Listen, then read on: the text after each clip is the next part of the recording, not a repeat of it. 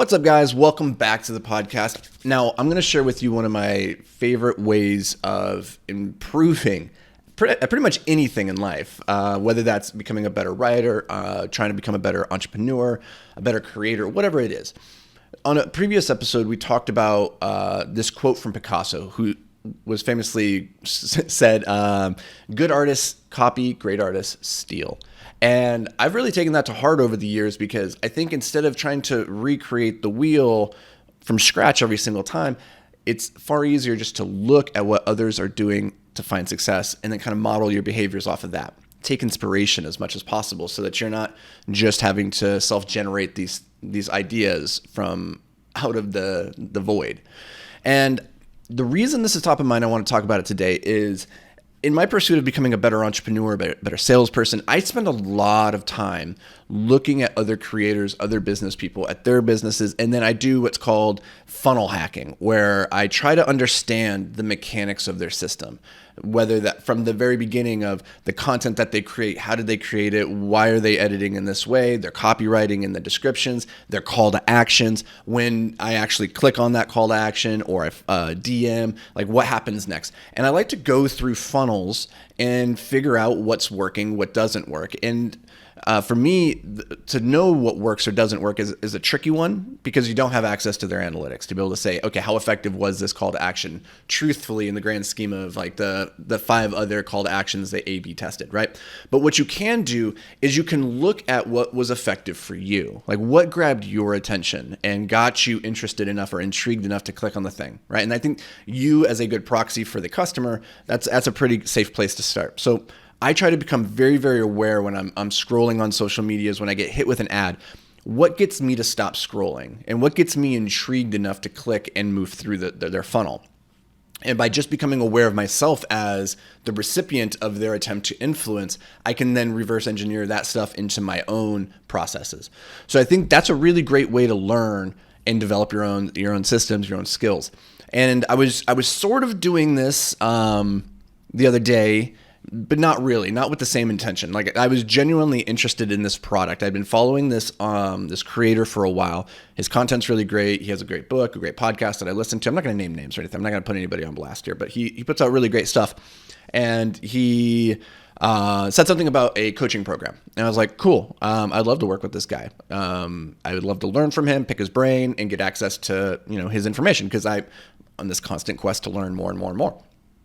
And so his call to action was shoot me a DM. And this was all on Instagram, by the way. So I shoot him a DM. And truthfully, if he had just given me the link at that moment, I would have clicked on it and I would have gone, bought the thing. I just would have. I didn't really need to be qualified. I didn't really need to be brought along on any kind of sales journey. I was just a hot buyer ready to go. And I think there's a lesson to be learned here, which is remove friction for those people who are just going to push the button and buy the thing without having to do any extra work. Make it available for them.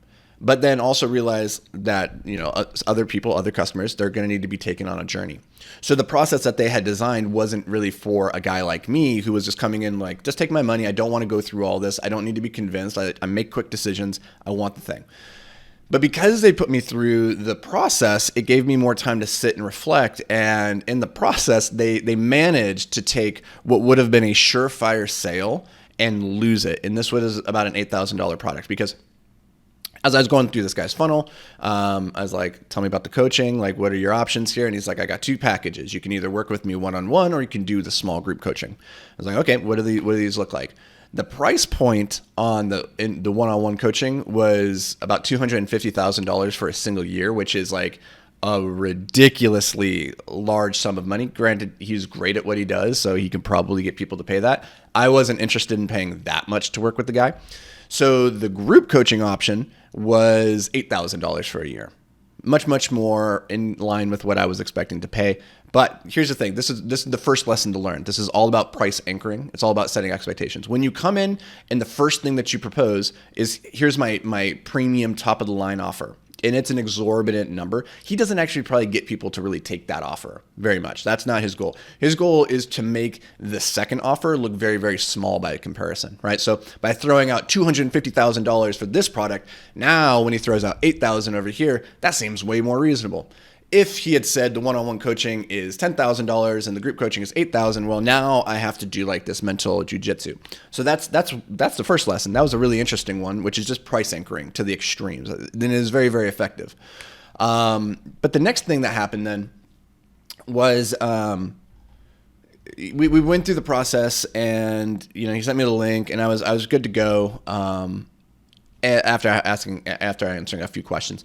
And at this point, like, I was just genuinely curious. Again, I love to funnel hack and understand how other people are doing their system. So I just asked him. I said, "Hey, by the way, like, just curious, is this actually you, or is this somebody on your team, like a VA handling your DMs and doing like a setting, like a set and close type of process?" It was just a simple, innocent question. Like, however they answered it, I didn't care. If it was a VA on the other side of the line, that is what I would have expected. If you are, going to be selling a $250,000 product, you're probably not hanging out in your DMs all day answering just every question that comes through, right? So my expectation was, this is not the guy. I'm not talking to the actual guy here. He has asked me these questions about myself, about my business, to qualify me and all this stuff, but it is not him. He does not know me yet at this point. So I was just asking. And if they had, there was no gotcha here. I wasn't going to be upset one way or the other. Like, I expected it to not be him. But the way that they answered the question pretty much guaranteed that I would never do business with him. Because what they said was, I share all of that in the program. I share all of that in the program. And I was like, well, you just answered it, right? Because if it was you would say, no, bro, it's me. I'm here. So by saying I answer all that in the program, what you've effectively done is you've not answered my question and also answered it simultaneously, right? And so at this point, I was just like, now I gotta know. Now I gotta push you to at least accept or like acknowledge the question and answer it. So I said, so you're saying this is actually you? ? And instead of, again, I gave him another opportunity to say, no, actually this is a VA, this is somebody on Dan's, this is somebody on this person's team, and you're going to get access to him when the coaching program starts, whatever. Instead, what they did was really interesting, and it probably would have worked on majority of people, but it does not work on me because I understand how funnels work. So they sent me a voice message from the guy who runs the program. It's the guy that I'm asking them, is this you? And on the voicemail, or on the voice message, he says my name, and then he makes some vague allusions to, hey, all these questions that you're asking, you're going to get answered inside the program. It's going to be awesome. You're going to love it. And I can tell by the way he answers the question that he did not know what my actual question was. Somebody on his team, the person who's handling his DM, probably reached out to him and said, hey, I need you to shoot a quick voice message for a guy named Anthony. He has some questions. Let him know that they'll be answered inside the program, right? And so they send that. And again, I'm like, if this was you would have just said, yeah, this is me in the DMs. You wouldn't have taken some time to do the voicemail. And if you did do the voicemail, you would have been like, hey, yo, what's up, bro? This is actually me, right? It wasn't any of that. And so what ended up happening was I've decided I'm not going to do business with this person because I'm simply irritated as a customer that they did not answer my actual question. They danced around it with politician speak, where you answer the question in a non-answer way because they were afraid that the truth would turn me off. When in reality, the truth, like, I knew the truth. It was them not accepting or acknowledging the truth to me that upset me. And so the lesson here for us as entrepreneurs, as business people, is the most surefire way to upset a customer, to lose the sale, is to not actually answer the question they are asking. And it's that simple. Lead with authenticity, integrity, and transparency. And like, just address the question that the people are asking. Even if you're afraid that that's going to make you look bad and lose the sale, I guarantee it's better than jumping through this rigmarole trying to like present this image, because I know exactly how their funnel works now. I'm smart enough to have figured it out. I've been around this block enough times. I understand all the different ways that this can work. And so all they really did was annoy me and take a surefire sale, a surefire $8,000 sale, and completely lose it. So take that lesson. Let's try to become better entrepreneurs and business people, salespeople, like in our craft, to take this to heart and say, okay, what do I need to change about my system? Where could I be pissing off my customers because I'm not actually answering their questions? And as always, guys and gals, I appreciate you being here. I'm psyched to see you back around these parts tomorrow. But until then, stay hyper focused, my friend.